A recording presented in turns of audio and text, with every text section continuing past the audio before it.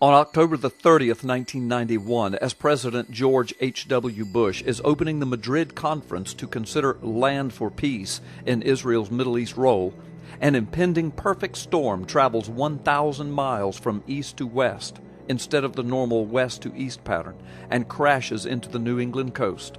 35-foot waves crash into the Kennebunkport home of President Bush. On August the 23rd of 1992, when the Madrid Conference, moved to Washington, D.C., resumes, Hurricane Andrew, the worst natural disaster ever to hit America up until that date, comes ashore, produces an estimated $30 billion in damage, leaving 180,000 people homeless in Florida. On January the 16th, 1994, President Bill Clinton meets with Syria's President Hafez el-Assad in Geneva. They talk about a peace agreement with Israel that includes Israel giving up the Golan Heights. Within 24 hours, a powerful 6.9 earthquake rocks Southern California. This quake, centered in Northridge, becomes the second most destructive natural disaster to hit the United States, behind Hurricane Andrew. On September the 28th, 1998, as Secretary of State Madeleine Albright works on the final details of an agreement in which Israel would give up land for peace, President Clinton meets with Yasser Arafat and Benjamin Netanyahu at the White House to finalize this land deal. As the meeting happens, Hurricane George pounds the Gulf Coast, causing $1 billion in damage.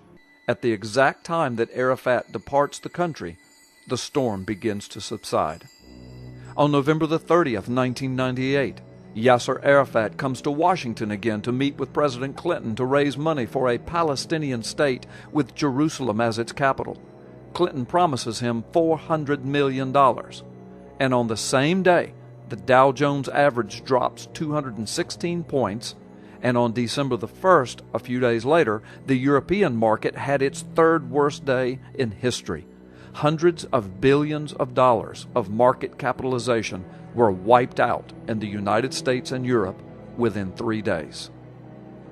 On June the 28th, 2001, the Palestinian leader Yasser Arafat achieves a stunning diplomatic coup when he wins the support of the United States for a monitoring force to oversee a Middle East ceasefire.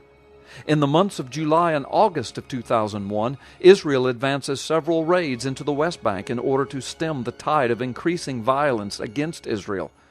The United States and Great Britain consistently, strongly, and publicly condemn Israel's actions. On September the 10th, 2001, Time magazine announces that Ariel Sharon is under immense pressure. The article notes that Palestinian Yasser Arafat at a United Nations conference just a few days earlier had condemned what he called Israel's colonial racist plot against the Palestinians.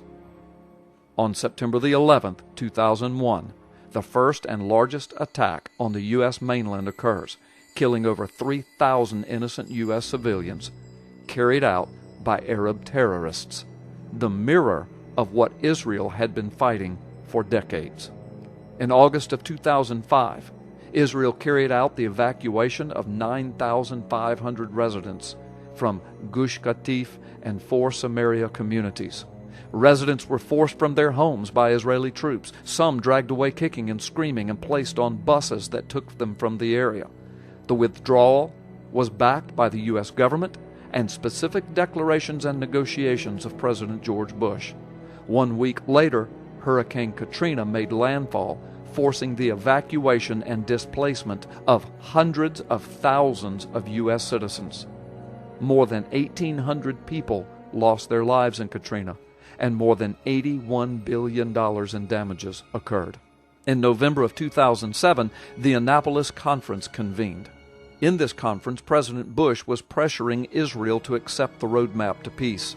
Under this plan, Israel was being pressured once again to give up land in exchange for peace.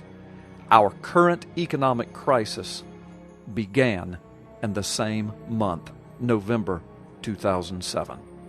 On April the 19th, 2010, Israel was celebrating its Independence Day. On that same day, Fox News reported the Obama administration's shift towards Israel in the UN Security Council. April the 20th, the next day, the Deepwater Horizon rig blew, creating the worst environmental disaster the United States has ever seen. That story is still not over, and that disaster may wind up affecting major parts of the world. Are these 10 disastrous events simply coincidence, or are they the hand and judgment of God? And if they are the hand and judgment of God, what judgments are yet to come as we continue to turn our back on Israel?